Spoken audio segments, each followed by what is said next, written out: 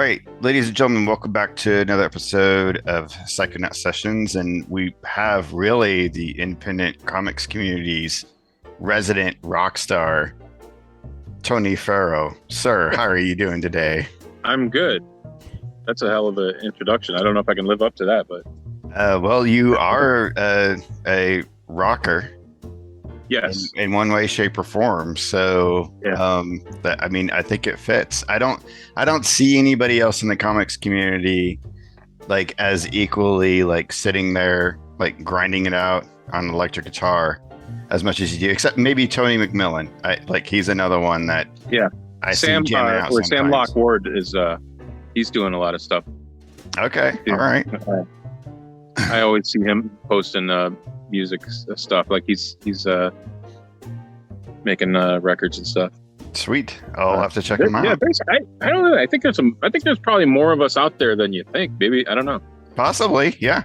Yeah. Well, just like we were talking earlier, comic artists are just kind of weird about the way they put themselves out there. So That's true. we definitely have an awkward nature about us. Yeah. Yeah. I would not disagree with that at all. Yeah. Well, to give people a quick rundown for those that don't know you, some of my personal, like I've only picked up like a couple of your books, and I see you everywhere. I see you all over the cartoonist kayfabe community. I see your work at Next Panel Press currently, but I picked up Ulf Maverick and Randy Tucker Bomb Dude, which brilliant, the flip cover. But my God, just you touched on like everything I was needing in a comic whenever this came into my hands. I mean, especially just Thanks. not only do you take the Rubber Wolf moniker of like Silver Wolf from like those 80s books, but you even like have the outline and everything just like it just captures everything so perfectly. And then I also ordered your art zine, I guess it's just art zine, Horror Monsters, which I keep close by whenever I'm doing artwork, because holy shit, man. I mean, you're not just a good sequential artist, but you've done a lot of like work for like rock posters and other bands, and just the level of craft is just astounding. You're a good designer, man. Thanks, man.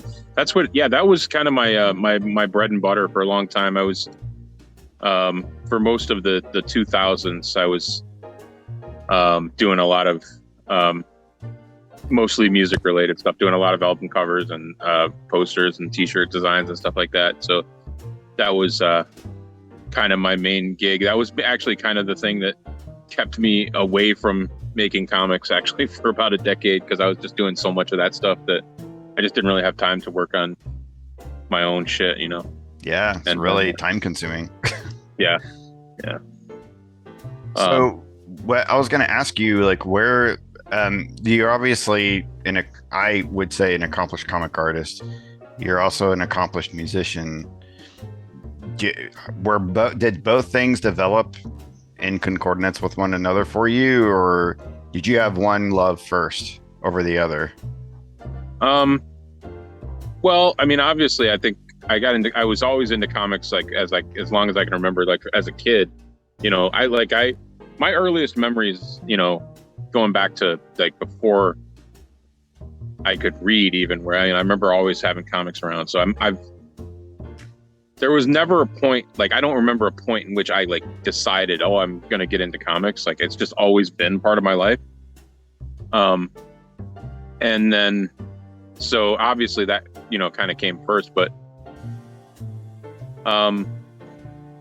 yeah, I don't know. I mean, it's just always been two parts of my life that seem about equal. I would say up until recently. I think the last maybe like 10 years or so, probably even less than that, I've just really poured everything into comics. Like I've been studying comics like you wouldn't believe. Like it's just I live and breathe comics these days. But yeah, but I'm still playing music, and that's just music's more of a hobby for me. I mean, as far as my love of music, I mean, I'm super passionate about it. But as far as playing music, it feels more like a hobby to me. Mm-hmm. But yeah, comics is like really my passion. Yeah. So what was the deciding factor about that like 9 year mark? What, because you said that you were spending a lot of your time doing music posters and whatnot. What was the thing that kind of tipped you over the edge?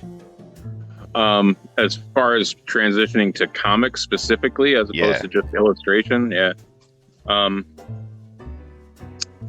don't know really. Yeah, I'm not sure. I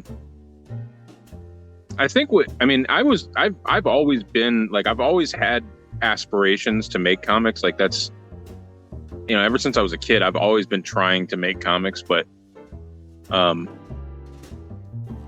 I think it was really just the advent of like print on demand options that made it all of a sudden, once I saw that there were places where you could print, 50 to 100 copies fairly cheaply, like that just clicked in my brain. I was like, well, I should like actually do this instead of just talking about doing it, So that was really, I think, the turning point was once I realized I actually had, like, it wasn't just a pipe dream, like right. To eventually hook up with a publisher or whatever.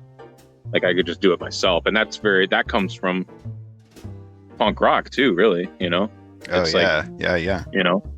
Just that idea of just the DIY thing, and that's always kind of been there in comics, but it's like, it's not as viable, or wasn't as viable really before with just printing. You could print out stuff, Xerox copies or whatever, but it's not not really the same. But, yeah, I almost am venturing to I would venture to say that we're almost in a new kind of independent renaissance. I think that the independent renaissance were really different eras. And I especially love the, which I think you probably have an affinity for as well because of Rubber Wolf, but that like 80s black and white boom just kills me. I mean, give me any book from that independent lane of comics and you've got me 100%. And I was like very similar. I wanted comics. I wanted to get into comics, but it didn't really occur to me until a few years ago when I started seeing what kind of print on demand options were and how different the independent landscape looks. It just seems so easy. I mean, now there's no reason why you shouldn't make comics if you want to make comics. Like you're the only one in your own way. The weirdest thing now is, and it's the same in music too, is that the technology has gotten to the point where there's no real quality difference between DIY stuff and mass produced stuff. Yeah. Like people are able to produce things that look and sound just as good as stuff that, multi-million-dollar corporations are putting out. Right. So it's amazing. In some cases in my personal opinion, most cases, the stuff that multi-million-dollar corporations are putting out is trite shit because it's all based upon marketing appeal and this template that they're trying to force something into. Where now you have this access to all this DIY, as you say, creativity that's just fresh. It's energetic. It's just right from somebody's hand or fingertips in terms of music. Well, that's true, but unfortunately, and this is kind of the dark side of that the DIY stuff too, is that I see this in comics and more so in music, but also in comics, that where the idea that people are still clinging to the idea that the mainstream shit is the like the gold standard that everyone has to measure themselves against, and there's a lot of independent stuff that's just knockoffs of mainstream shit, and it's like, just because it's independent doesn't mean it has any inherent artistic quality, like it's still just bullshit. Yeah. It's just, and that's what frustrates me so much about the independent comics community, is that there are such a huge section of the independent comics community is just people who feel like I feel like they look at it as like the minor leagues, mm-hmm. and they're trying to, their ultimate goal is to be, a guy who works at Marvel or whatever, and they're just pushing out shit that appeals to mainstream fans, and it's like they're not really taking advantage of the freedom that independent comics allow you. They're still, hamstrung by these ideas of what you can and can't do. You were saying something about the quality is still the same, whether it's independent or like mainstream. I would say in the way things are printed and the way things can be manufactured. But I think that what people are trying to aim for in that section of the independent community that do see themselves as just a stepping stone to Marvel or DC is that there's this style standardization that everybody's going after. Whether it's this certain kind of sleekness or a certain like Marvel method in the way characters are drawn, the way things are presented. It can be, and I'm not going to say that's every case with Marvel and DC. Sometimes they do have some innovative people come in and do things. So this isn't me trying to just knock because it's Marvel, DC, it's shit. I'm not saying that.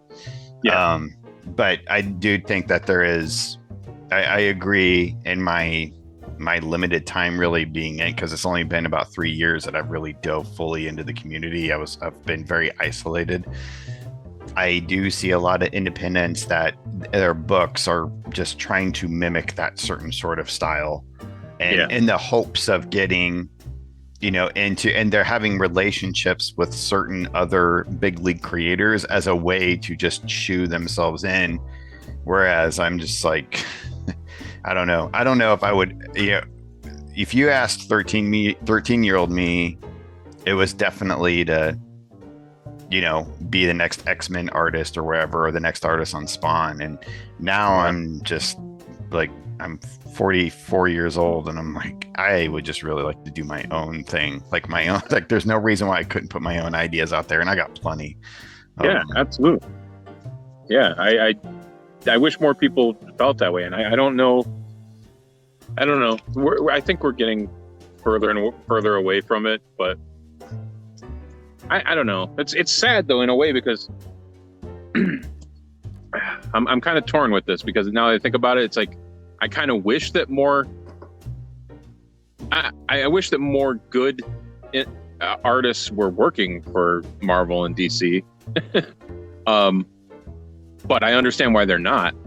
And I kind of, I don't know. That's a whole big discussion, but that's all based on business decisions and shit. It's like, we have like a strong emotional connection to these characters that we grew up with. And I think that we, on some level, want to play with those characters, but it's like, it a lot of times it just doesn't make business sense, to do that. And I can kind of see why good artists are not working for those companies, because they're just not offering them anything,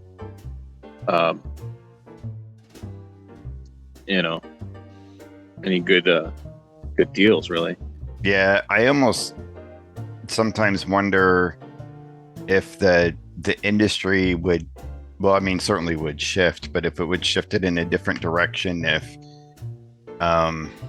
it like artists and writers, just all creators in general, whether you're a letterer or whatever, are treated more like actual employees rather than still keeping them freelance. I wonder if the quality would be a little bit different, because then you're not just interested in doing a project and like, oh, this is my chance to do my version of Ghost Rider, even though I'm just only going to get $200 a page or whatever, and then that's it. But like you have a like strong investment in the company, and when the company invests in you, and this is me being idealistic in the sense that it's the company cares about investing in their employees. So I don't, and I don't know how Marvel operates in like in their that kind of operational capacity, but or DC, Warner Brothers. But yeah, I've just always wondered if they would, if the bigger two or three or four would have more of a traditional sort of setup rather than just leeching off of freelance creators, if things would shift a little bit, at least in terms of that quality. But I don't know. Yeah, I don't know. It's a really complicated issue, and so much of it has to do with like, ownership of characters that you create, and the incentive to create anything. If there's a massive lack of incentive for people to create anything because they know it's just going to be taken from them. And I don't know. It's weird though, because I guess it's tied into the personal connection that we have to art as something we do. Like if you think about it, like everyone who works a day job, pretty much everybody who works like a standard job is like selling their work and their time to like a corporation and getting nothing in return other than a paycheck. That's true. Yeah. And that's just a system that we've all decided is fine to live in. But when you talk about art, working in that system somehow becomes like untenable, like we have no problem with people stealing our manual labor, right? But we somehow have a problem with people stealing our creative energy. You know what I mean? Right. Yeah. So I don't know if any of that makes sense. That's just something that occurred to me. Well, I think it's just like you say, it's a difference between day job and then someone's soul, because not to be like romantic about the notion of art, but it's a lot more. I mean, for most people, there's some people that can totally just, I imagine at a certain level, certain people like Kirby and Kubert just got to the point where it was just like, boom, you're a machine and you're just pumping shit out, Yeah. Not that it wasn't amazing, but I think that for a lot of us, I think it's especially for a lot of us that do have day jobs. I assume you have a day job, and that just we have to, pay bills and stuff. That it's just the art that we produce becomes that much more valuable because of the limited amount of time that we have to make it. It's just weird though how somehow we have kind of compartmentalized like commercial art and like comic art in some way, because comic art is really, it's commercial art in a way. So if I like going back to when I was doing record covers and stuff, like if I somebody pays me X amount of dollars to create a record cover, and then they go on and sell thousands and thousands of copies, and they're making more money off of that than I did, it doesn't bother me, because it's like, I did my job. But somehow when its comics are involved, and then it becomes like, oh no, I own that. It's right. Like, right. I don't know, you did a job. Yeah. So it's weird. It's complicated, I guess. It is complicated.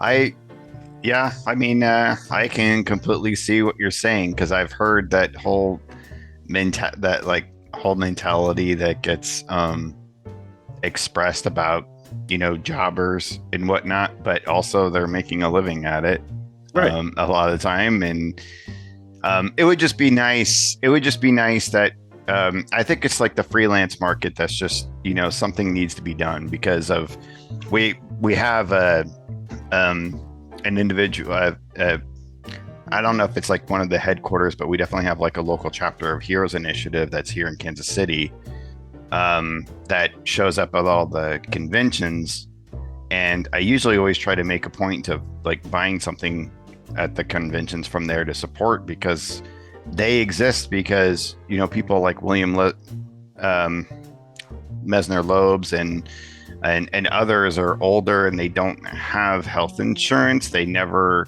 had a retirement plan. They don't have the resources to take care of themselves when they get older. And so it's, you know, Yeah.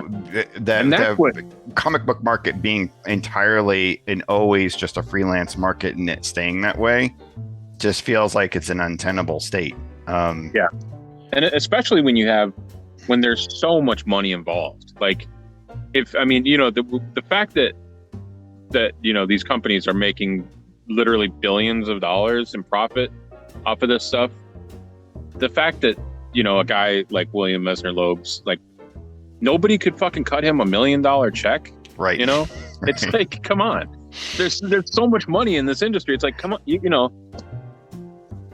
there's no reason for this. I don't know. Yeah, sometimes you gotta pull teeth and you gotta spend $1 million in court just to even get your name on the screen, of like co-creator or whatever, or just a thanks. It's crazy. But yeah, it is crazy, and definitely that it does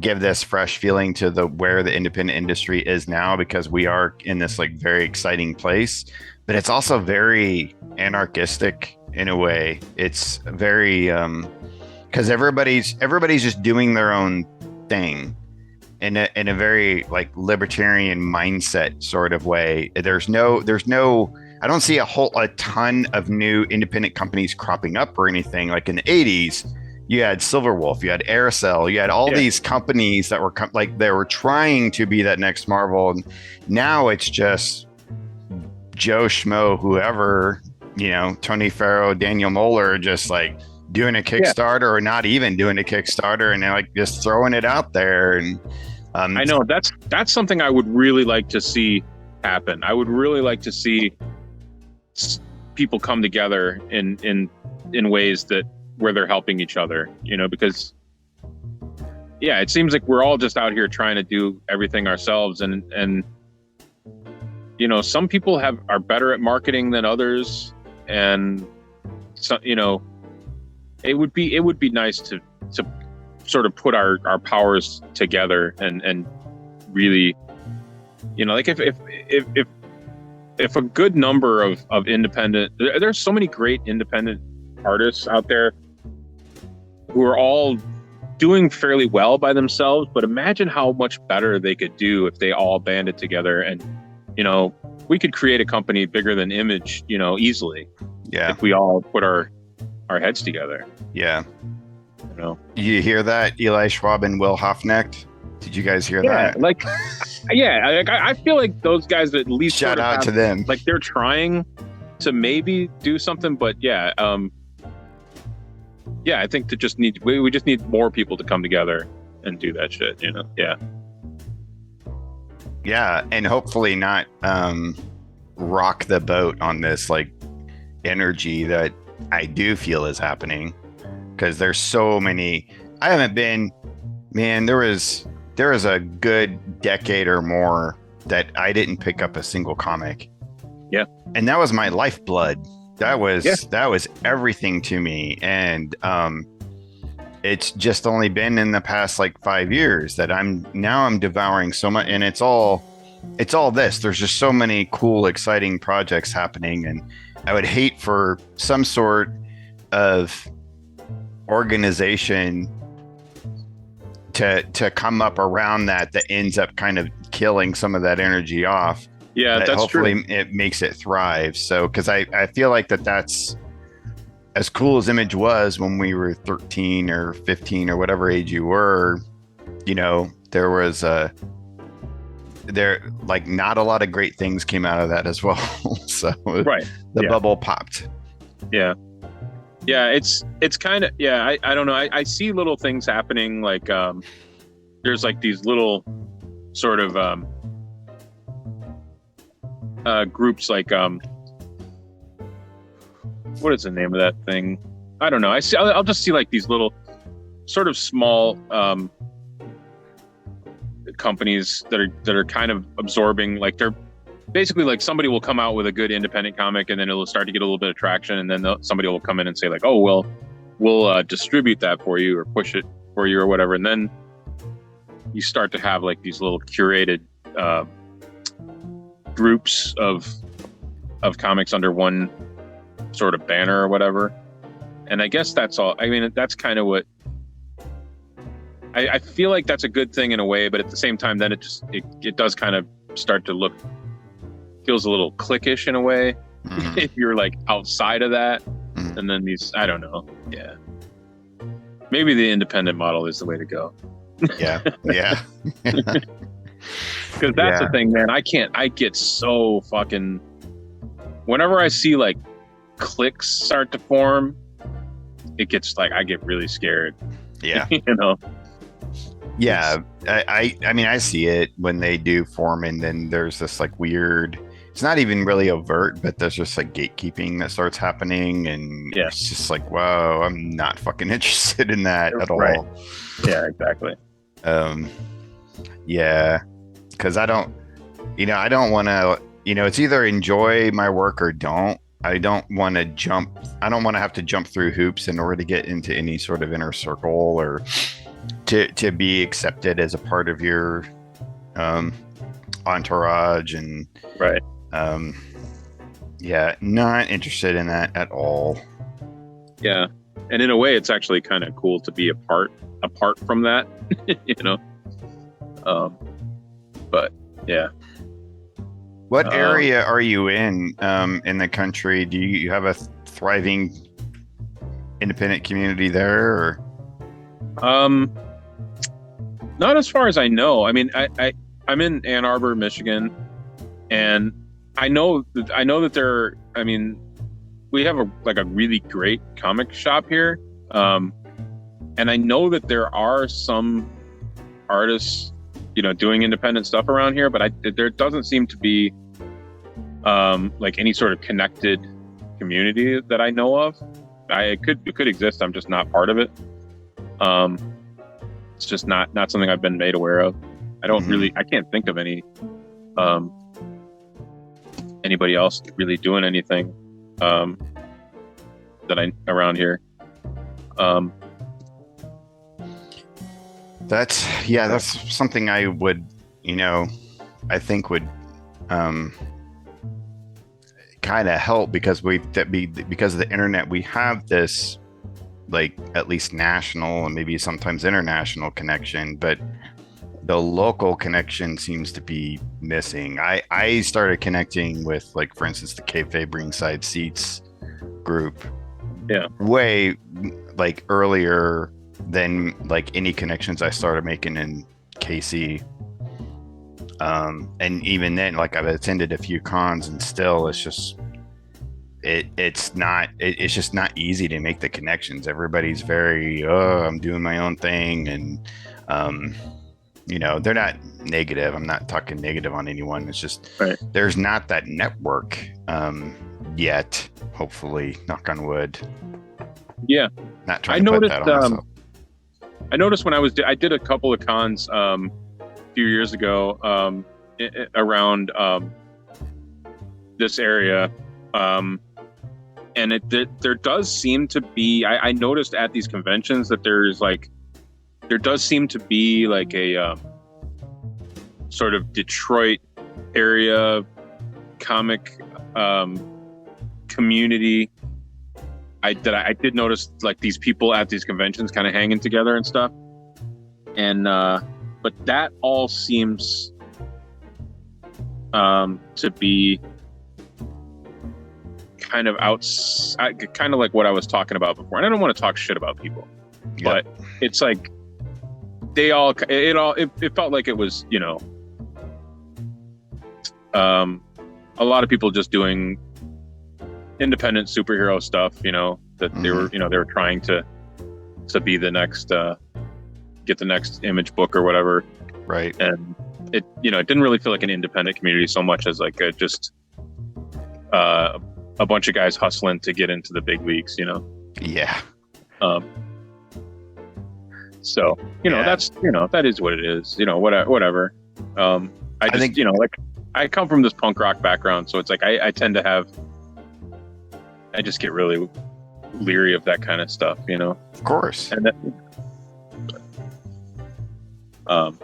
so I think also a added component, like an added challenge to this, I didn't know we were going to be solving like the industry challenges of right. Comics in the 21st century, but I guess we are.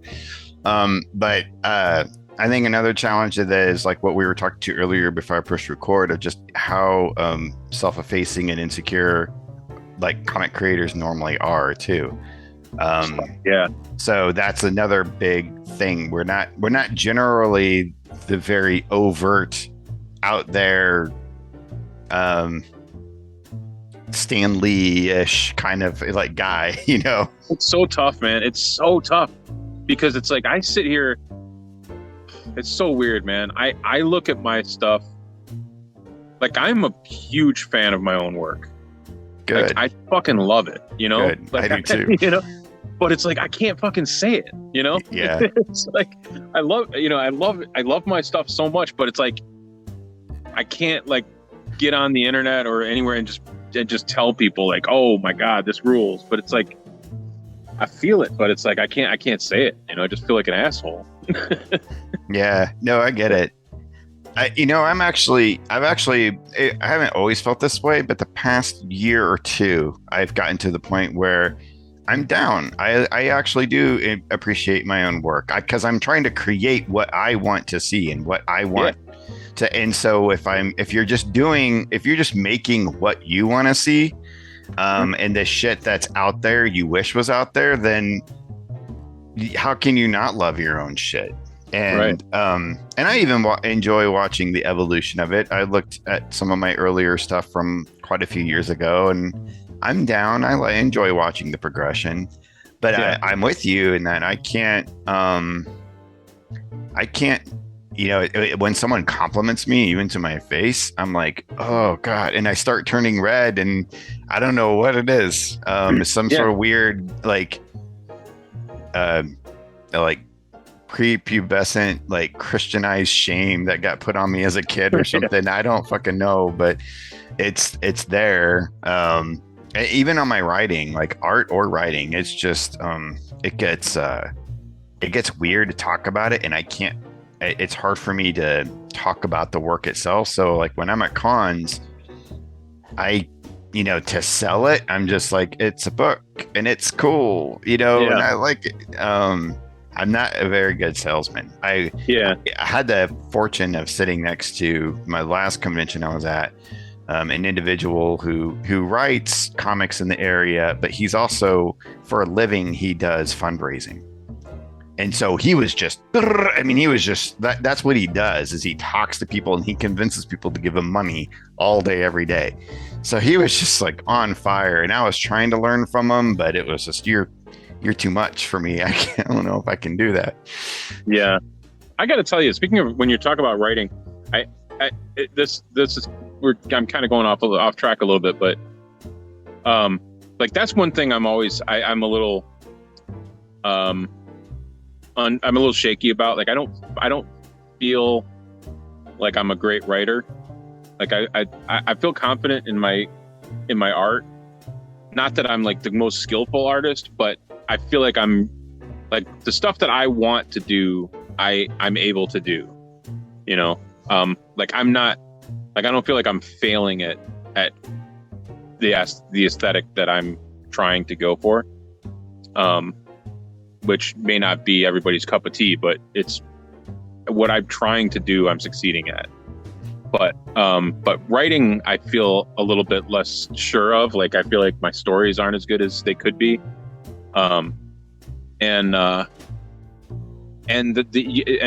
You actually, when you did your little review of the Ulf Maverick book, like that really boosted my confidence a lot, because I was really shaky about that story. I was like, I don't know if the story reads like I intend it to.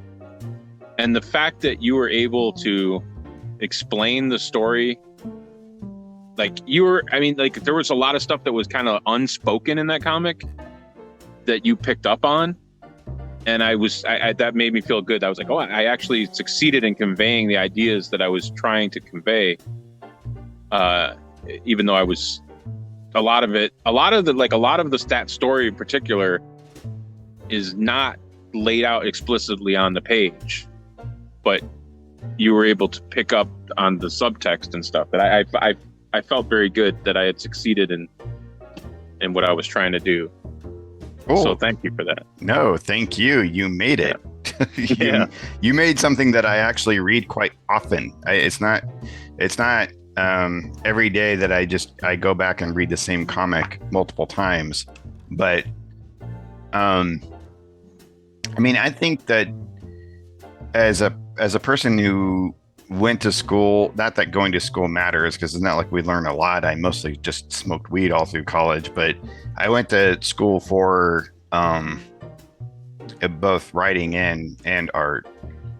I didn't learn anything about art in college, but right. I actually had the good fortune of having some cool English teachers that helped me develop the craft of writing, because I wanted to originally make comics and I wanted to learn how to tell a story.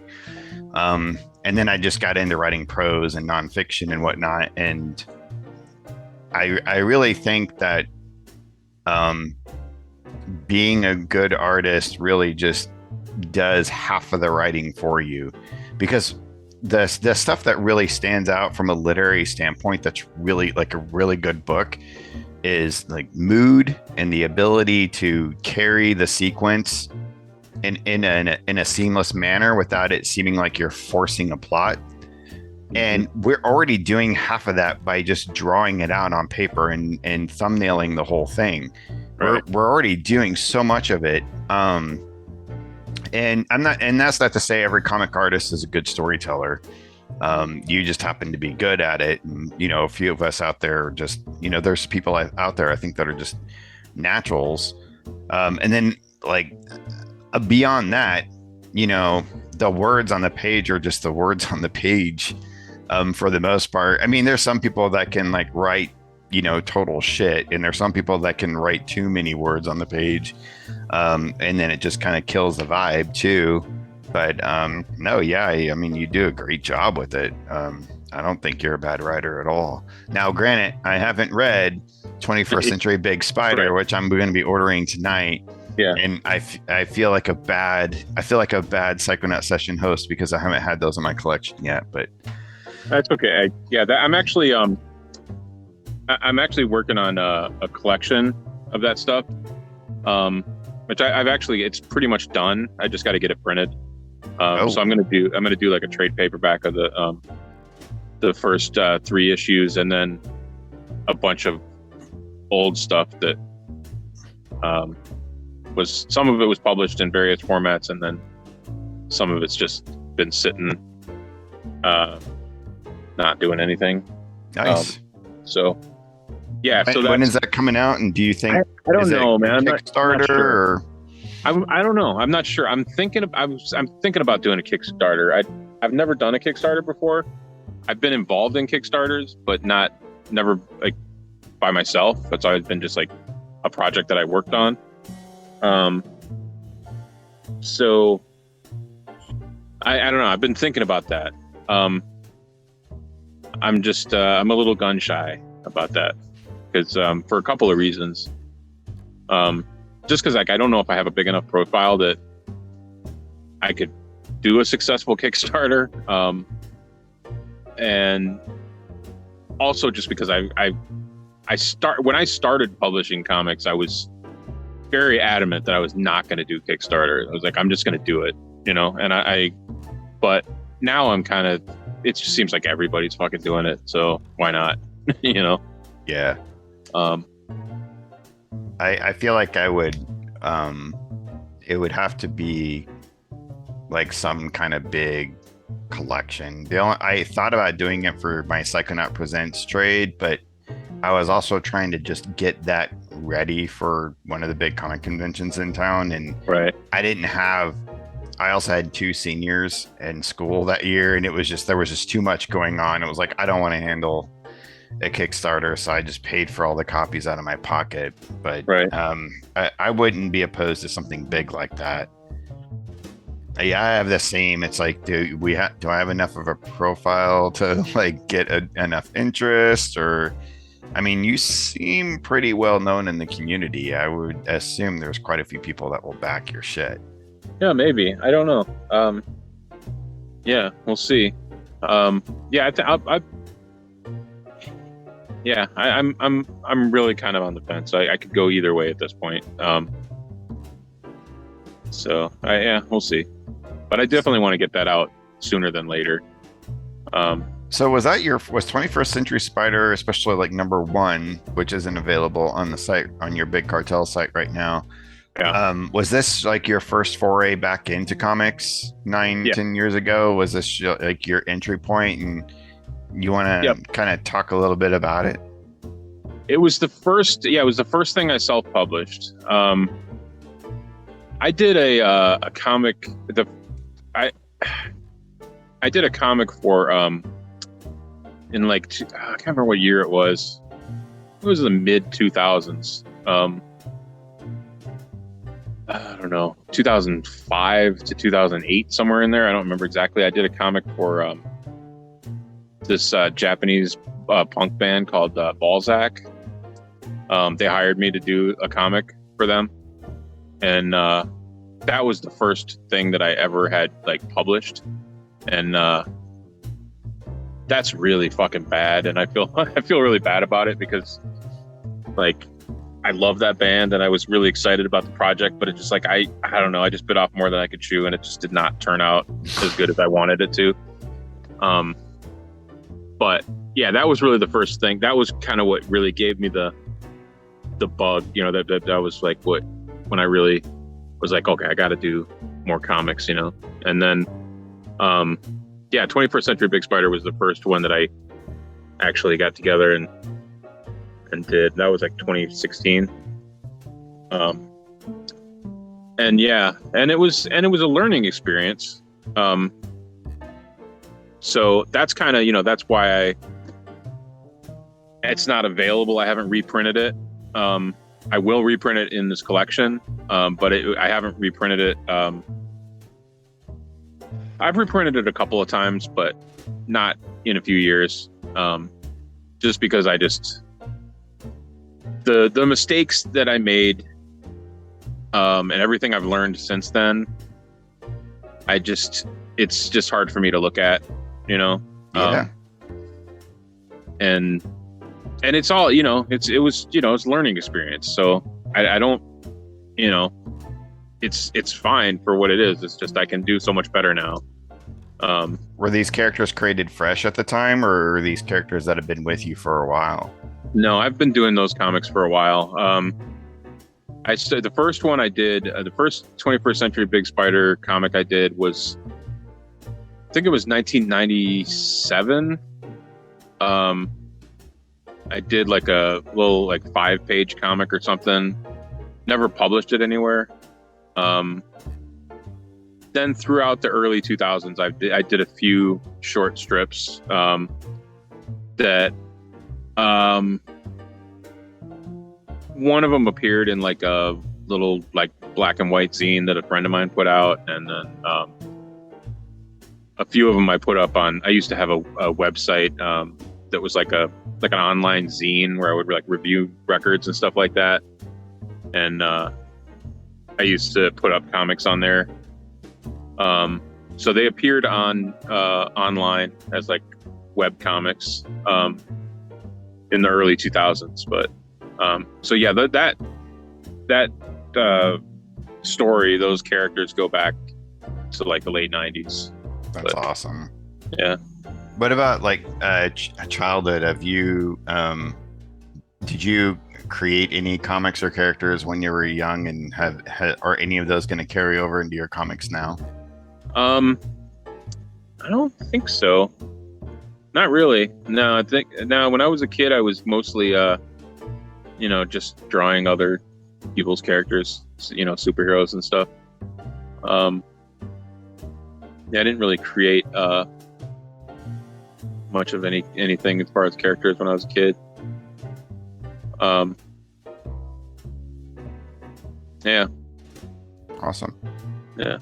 Cool. So you started with 21st Century Big Spider. Where did things evolve from there?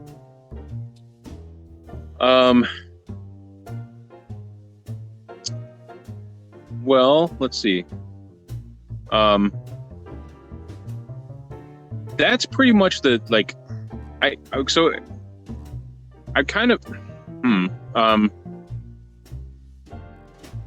well, the Monster Youth is another big thing that I've been doing for a long time.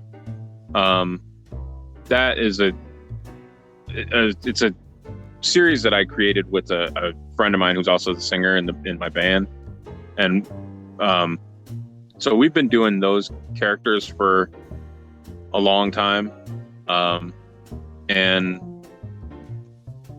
those characters have sort of been around forever. And is that the name of your band, Monster Youth? No. It was actually a band that in high school, me and a couple of my friends were gonna start a band called Monster Youth, and but we just didn't. We were in high school. We didn't none of us knew how to play anything or anything. We were just like, hey, let's start a band, and we came up with a name and everything. But then none of us fucking bought any instruments or anything, so it just became like basically a gang, you know. I did the same thing. Yeah. we called ourselves Capital Punishment. Yeah, and I even had like 5 album covers that I drew that were all like Iron Maiden style. Yeah. We had our own Eddie style character, and but I was in Catholic school at the time, and I got in trouble because one of the characters was like butchering Jesus Christ on the cross or something, and like I got in pretty big trouble and got detention, and we didn't buy any instruments in time, and so the band got dissolved. Yeah, so that's that happens a lot, but yeah, so that was kind of the Monster Youth concept, was that it was, the idea is basically, what if that band, what if we actually did form that band, and we were, you know, also like these sort of adventure heroes, like with superpowers and shit, but you know, like a Josie and the Pussycats kind of situation or Hell something. Yeah. But yeah, so that's what that concept came from. And yeah, so I guess, you know, other than that, it's really just the Ulf Maverick and Randy Tucker. And Randy Tucker, I think, has become like kind of my favorite sort of sandbox to play in lately. Randy Tucker, I just finished a new Randy Tucker story, which is being serialized on the Next Panel Press currently, and I'm going to be putting that out as a physical book any day now, really, as soon as I get the money together. Oh, please do, do. I loved Randy Tucker so much. Thanks. Obviously, yeah. Yeah, and your illustration will be featured. Oh, so, cool. Yeah, thank you. That's an honor. That's awesome. Yeah. I was very happy to contribute to the Rubber Wolf palette of books. Yeah. So the concept of Rubber Wolf obviously comes from Chris Silver's Silver Wolf. That's not true. No, it's not true. No. Okay. That was actually just a happy coincidence. Okay. So what's the Rubber Wolf story then? I will tell you this. I don't think I've ever told anyone this before. Well, I've told people, but I don't know if I've publicly. Well, I think I guess I have. Oh man, I was hoping it'd be exclusive. Yeah, it's basically exclusive. I think I might have posted it on Facebook or something. But no, I'm a huge fan of Sam and Max. Steve Purcell, Sam and Max. Right. Yeah. So there was an issue of Sam and Max where there was they were in a grocery store, and the story was good. The Beast from the cereal aisle, and there's a shot of there's a couple of shots of the cereal aisle, and you can see all that he's made up all these fake cereal brands on the boxes, and they're just like, you know, stupid, like silly jokes. But there's one in the background that just, it's a cereal box, and the name of the cereal is Rubber Wolf with a question mark, and it's just got this little like doodle of like this wolf on it. And I was like, I just thought that was the most ridiculous thing. Like, the cereal called Rubber Wolf. Like, what the fuck does that even mean? Like, so that name, that word, like those words, Rubber Wolf, and especially with that question mark, it's like, Rubber Wolf? Like, what the fuck is a rubber wolf? You know, like that just always stuck with me. And that's awesome. And I don't know exactly why I chose that as the name for my publishing venture or whatever, but I did, and I'm stuck with it now. But yeah, that's just yeah, you are, because it's awesome. Yeah. It's very unique, and it's very fun. So the Alt Maverick thing, when I decided to base the cover on the cover of Grips #2. Mm-hmm. Mm-hmm. And or was it Grips #1? I think it was Grips #1. Because that Grips was the primary influence for Alt Maverick. Like, Grips #2 was like, oddly didn't have that border on it. That was the one with the painted cover that was based on the Blade Runner still. Yeah. Yeah.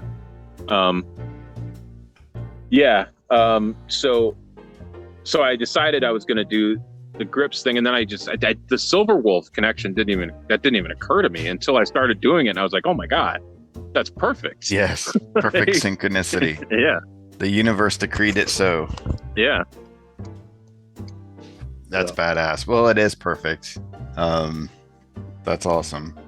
So you've got Randy Tucker that you're working on, Randy Tucker Bomb Dude. Serializing it right now. What else do you have in the works?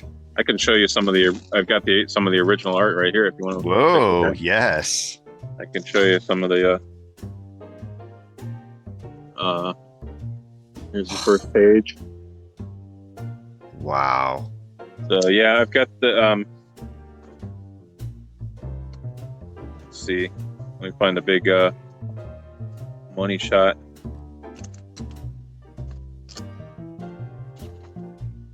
Yeah, this was a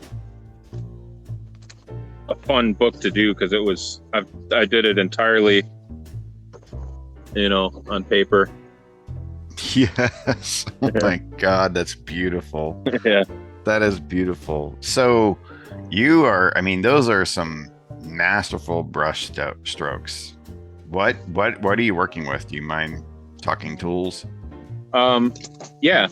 So, yeah, first of all, this is cool. This comic, this whole book I did on this new paper. It's like it's a deleter paper. Uh-huh. And it's like a weird size. It's kind of small. I was gonna say that didn't look fully 11 by 17. Yeah, it's like I don't know. This is all in Japanese. I can't read it.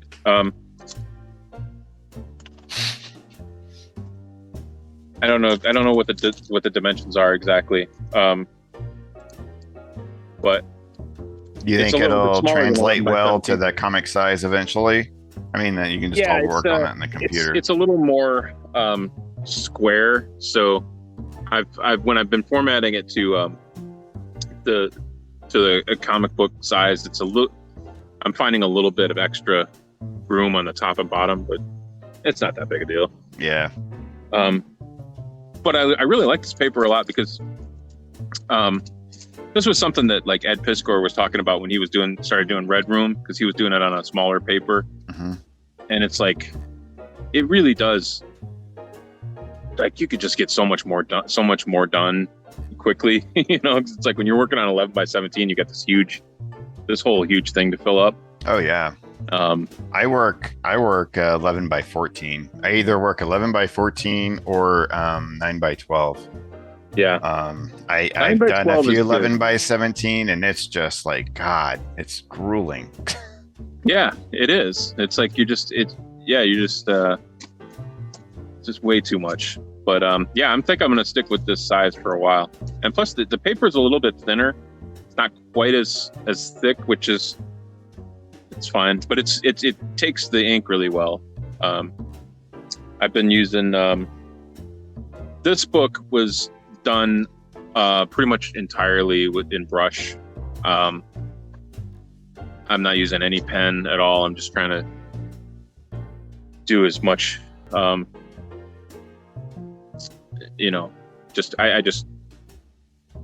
don't know. I'm still trying to master the brush, and so that's kind of my challenge to myself is just to do as much with the brush as I can, and just if it can't be done with a brush, then it can't be done. That's awesome. Well, yeah. You are a master with the brush. Are you using any? Do you have a specific brush and ink set that are that work best for you, or you just work with whatever you get at the local store? Or...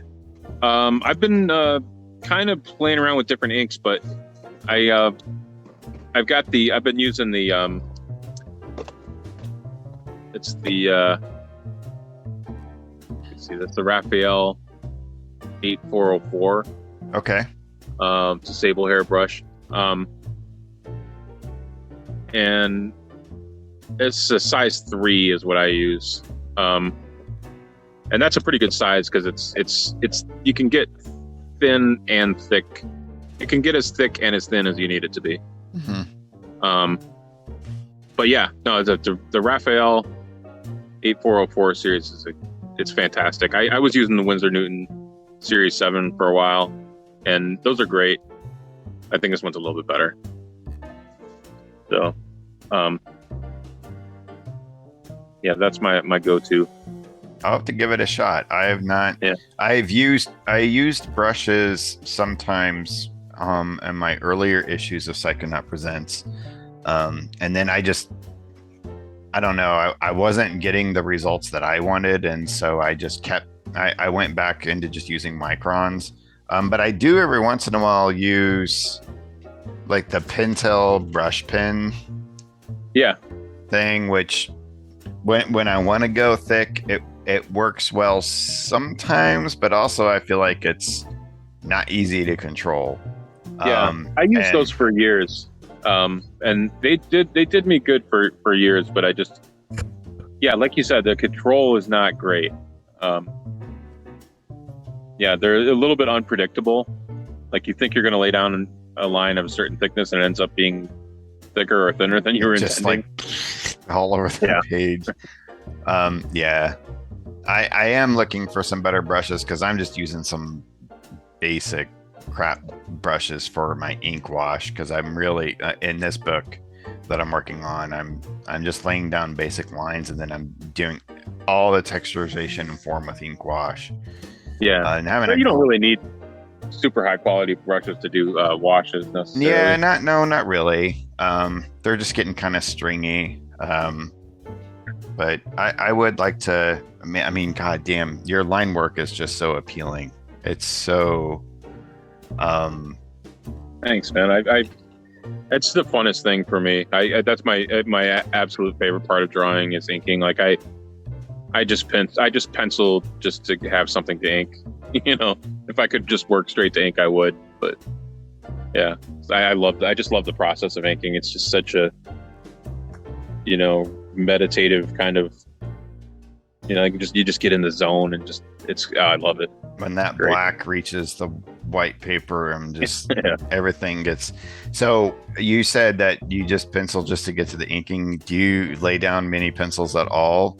Because I personally, I lay down like very basic shapes and forms. Like, okay, that blob is there, and that blob's here. And then I usually just go right into the inks after that. Like you can hardly see my pencils for the most part. Yeah, me too. My pencils are generally really, really rough. It's like my pencils tend to be like what other people would consider breakdowns or even thumbnails, just bigger. Because I just don't like when I pencil too tight, like I feel like I'm just like it's like that whole that Chasing Amy thing, where they talk about inkers are just tracers.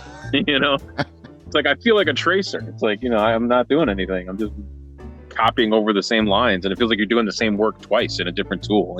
Yeah. So I like to but I've just been inking long enough that I know what it's going to look like, so I don't need to give myself those guidelines, because I know, but I also feel like that whenever I put so much work into the pencils, it's like a whole different process for me anyway. It's a whole different process of shading and giving form than inking. Right. And so then I get thrown off when I'm coming into the inks, and it's like, oh, it's not. And maybe it's because I'm not adept yet at the process. Maybe that's the case, but no, yeah, it definitely is a thing that saves time for me in any case. Do you thumbnail at all when you write? Yeah. So like, what's your writing process like? Yeah. It depends on what I'm writing. The 21st Century Big Spider stuff is generally the story is kind of built around jokes mainly. So usually that just comes from like I'll come up with little bits of dialogue that I think are funny, and I'll just jot those down, and then I'll just sort of come up with a loose story that I can fit those jokes into, and so that stuff I write in like an actual script form, because it's really dialogue heavy, and then I thumbnail after I've written the script. But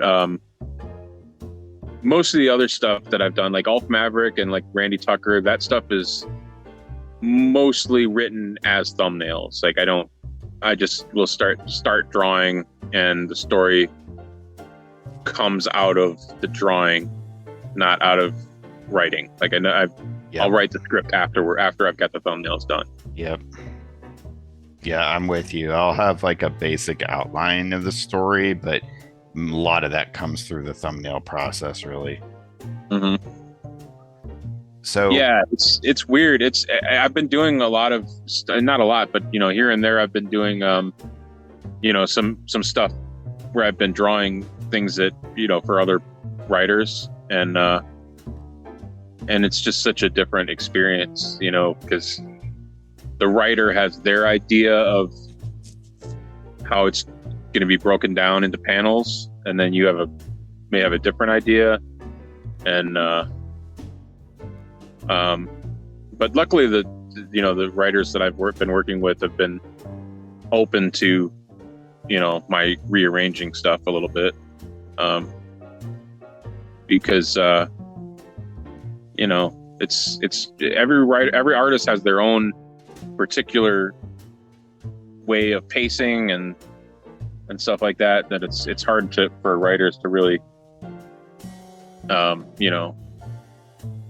say like what this panel, this is what happens in this panel, and this is what happens in that panel. It's like, I don't know, I have a different idea of how to pace that. Yeah and I've often suggested to writers that I've worked with of please try to thumbnail it out yourself a little bit too, because you may have this idea of like, oh, okay, so it's 6 panels on this page and that's going to happen, but does that actually flow? Like, right. You have to see it sometimes and really know if it's really got a sequential. Yeah, I would much rather work like Marvel method, just tell me what happens and I'll lay it out, and then but that's, it's tough sometimes because I know a lot of writers have their the dialogue is very important. So like, where the dialogue fits and everything has to be right. So you play guitar, right? I play bass. I play guitar also, but I play, not in a band. But okay. Yeah, I play bass in the band that I'm in. Yeah. Do you have our experience? Because I was talking to Buster Moody the other day in a Psychonaut session. He's a musician. My wife is a musician. I play a little bit of guitar, but not enough I would ever call myself a musician. But I've always been interested in like the correlation of like the creation process between music and comics and how that bleeds over for you at all. Does it at all? Do you see similarities, or are they fairly compartmentalized in your approaches between the two? I've never really thought about that before. I mean, certainly music influences your tone. I mean, as evidenced in this book, especially. Yeah. It definitely influences your kind of style. Yeah. I don't know. That's a really good question. I feel like there's probably a connection there. I can't quite put my finger on what it is. Yeah. I don't find myself consciously necessarily thinking about either one when I'm doing the other.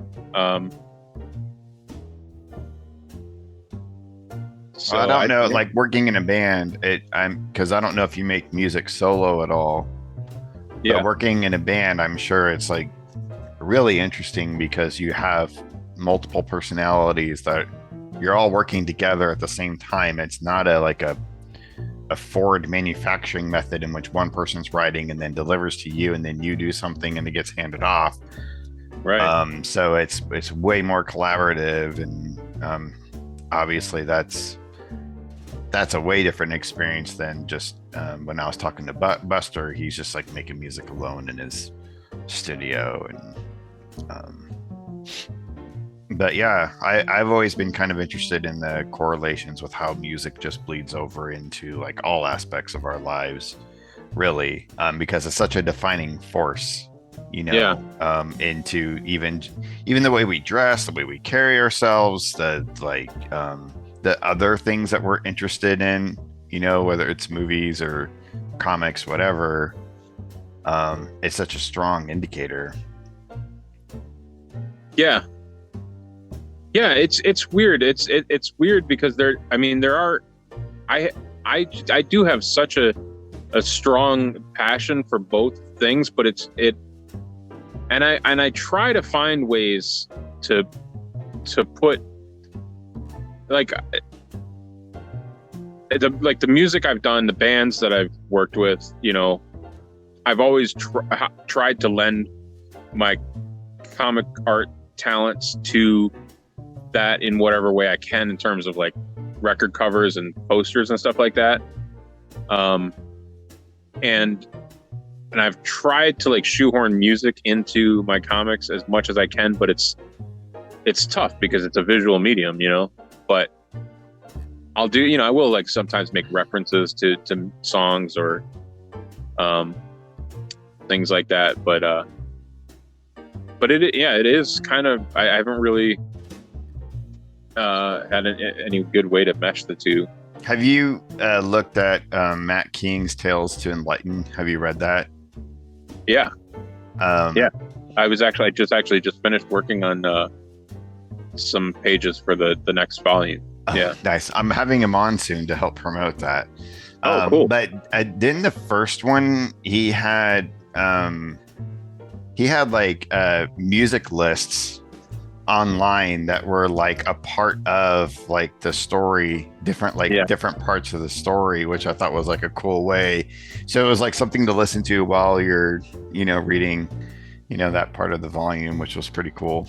That is a cool idea. And it's, yeah, I've thought about doing stuff like that. I actually did, I think a couple of of issues that I know at least one issue of 21st Century Big Spider. I put a link to a playlist, but it wasn't like anything as far as like it wasn't specific songs that you're supposed to read at any given time in the story or anything like that. It was just like more like, this is the stuff that I was listening to while I was drawing this, you know. Mm-hmm.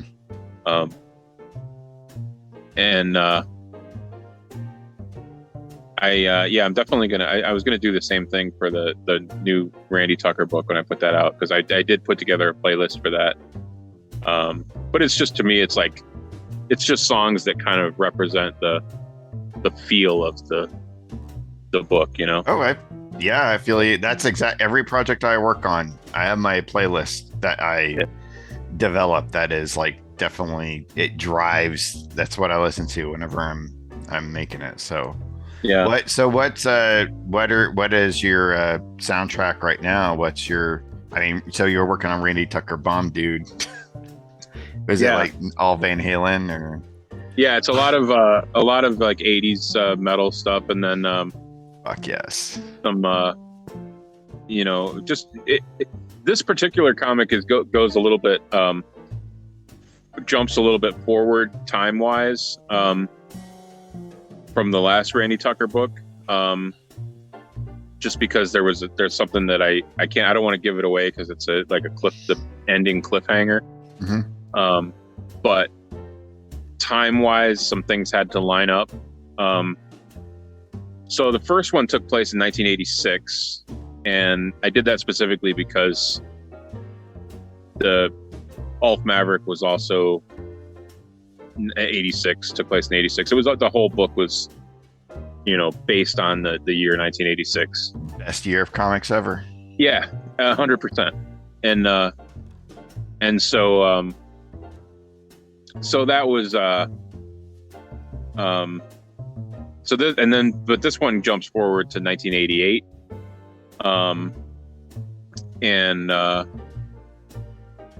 and so there's a little bit more, gets a little bit more into like punk rock and stuff, because that's where I was at that time. Nice. Yeah. So cool.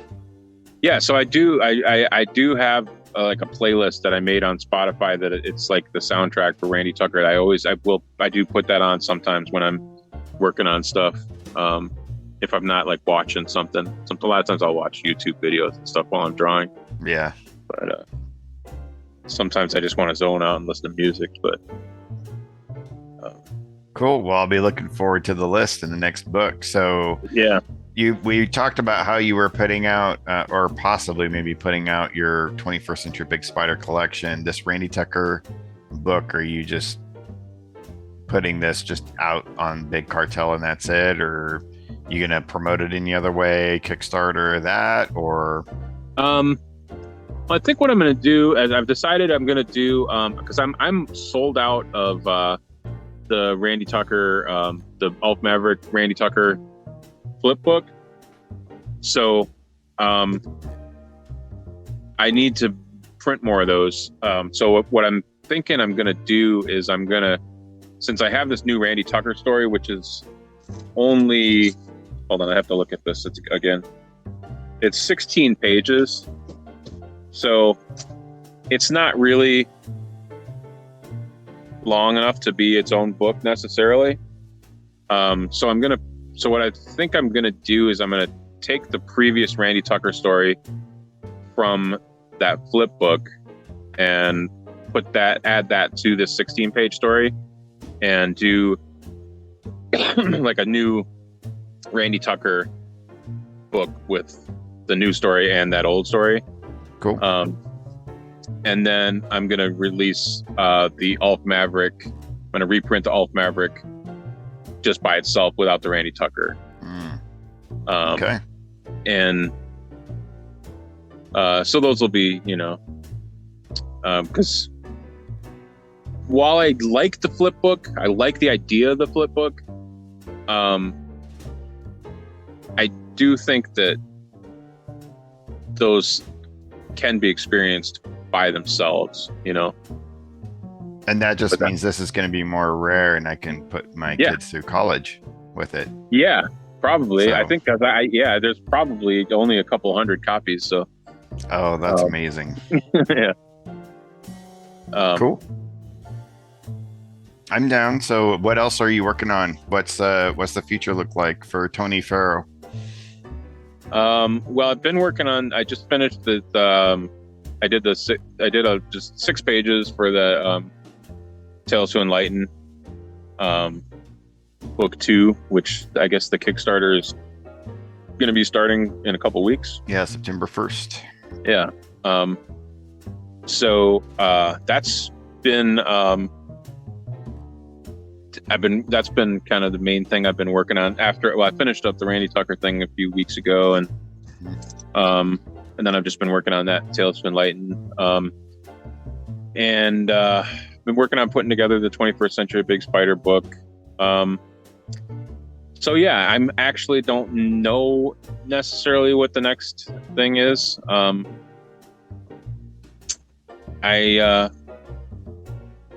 got it like a couple of unfinished projects that are just sort of sitting around that I'm not sure. I just don't know which is next. You know. Cool. I think I feel like a lot of people are kind of clamoring for more Ulf Maverick. So I feel like I need to do something about that. I will second that.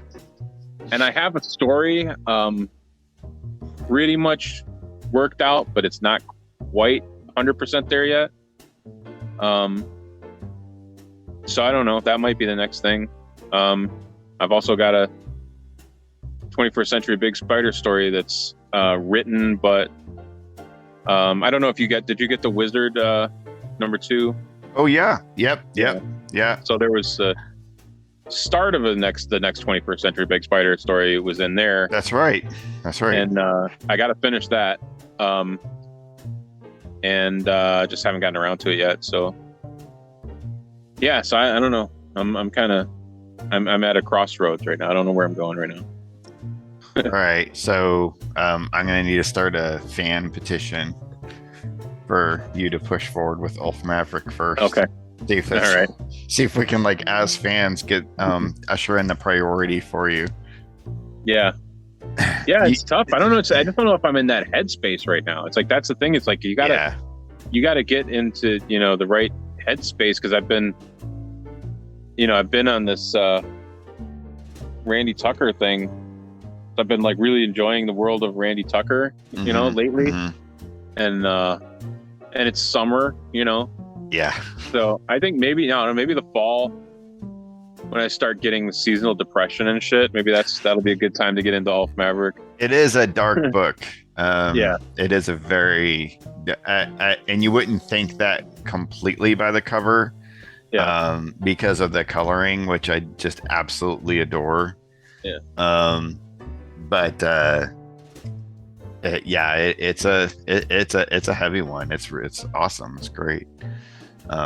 Either one, I mean, really. So just keep producing, man. Just keep. Yeah, producing. that was. I think that was one of the main reasons why I put the Randy Tucker thing on there, and I think I've talked about this before. It's like I did feel like that Ulf Maverick story was just a little bit too heavy by itself, especially coming from me. Like, the stuff that I've done in the past has always been pretty goofy. Mm-hmm. I kind of felt like it needed a counterbalance, Yeah. To just keep it from being like just another, depressing, grim and gritty book, Yeah. Well, even though there is some humor in it. Yeah. If you pick up on it, like, that's the thing, is it depends on how you're, it could be taken seriously if you wanted to, but I mean, a lot of it is pretty humorous in it. I mean, it's satire. Yeah, it's kind of the way some of those action movies were back then. There's a little bit of tongue-in-cheek nature to some of them, even if the subject matter was serious, Yeah. So, yeah, 100%. My intention was actually to kind of make it like the more like unintentional humor, like it was Um, that, you know, like kind of like a bad, like a movie that's so bad it's good, like that kind of thing, where it's like it's not intended to be funny, but it's just it is funny in how inept it is, Of you know. course. Yeah. And that's kind of like because like the character of Maverick, I just reminds me so much. Like it was kind of based on like so many of these characters from those black and white books that are just they're really just complete idiots. But like but a lot of the fans and the people who actually made it like think they're like really cool guys, but they're actually just complete morons, you know. And that's kind of the character that I was going for. Someone I was talking to earlier about those kind of stories and comics and movies, they're what did he say? Damn it, like overly sincere. I think is the word that he used. Yeah. Which it just has such a charm to it, man. Yeah. that's why I love them so much. Oh man, me too, man. I just I can't get enough of that stuff. Man. Well, cool. Well, we'll be looking forward to more of your stuff. And so if you're good, I think we're going to go ahead and wrap up. Okay. But I really appreciate your time. It was awesome hanging with you. Yeah. I would like to talk again sometime because maybe we could actually solve the comics community issue. Yeah. That was a really good conversation. So yeah, if only people would just listen to us, you know. I know. Well, I'll push the video out there and see if we can't get some industry heads, you know, liking and commenting. Anyway, Right. So everybody go out there. I'll put all your contact information. Is it Rubber Wolf Big Cartel? I can't remember, but I'll put it in there. Rubber Wolf. Yeah. I will say, just hang tight. I'm like I said, I'm sold out of so much shit right now, and it's like it's totally my fault. I need to be on top of that, but like I said, I will be reprinting the Ulf Maverick and the new Randy Tucker like within the next couple weeks probably. Awesome. And then that big spider book will be either coming out or I'll announce a Kickstarter, one or the other, within the next couple weeks though. That's all I need is just to back more Kickstarters, man. Right. I know. I'm just scared that's the thing is like, I don't want to put that burden on people, man. I think it's a good, like, so yes, I'm like spending probably more money than I should, and actually any money I'm making on comics is just like going back into that. Yeah. But it's such a relief, man, to be in a place where there's all this solid work that I don't mind throwing my money at. There was just so many years where it was like living in a fucking desert.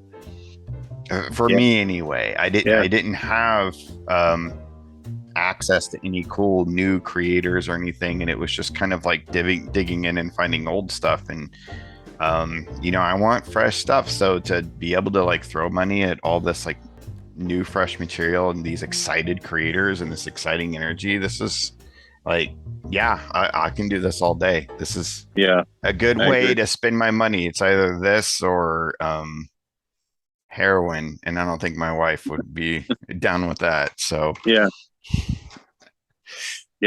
Oh man. Well, thanks a lot, and you have a good night, man, and we'll see you later. Yeah. All right, man. All right, everybody. Fun. I loved it. Keep it psycho.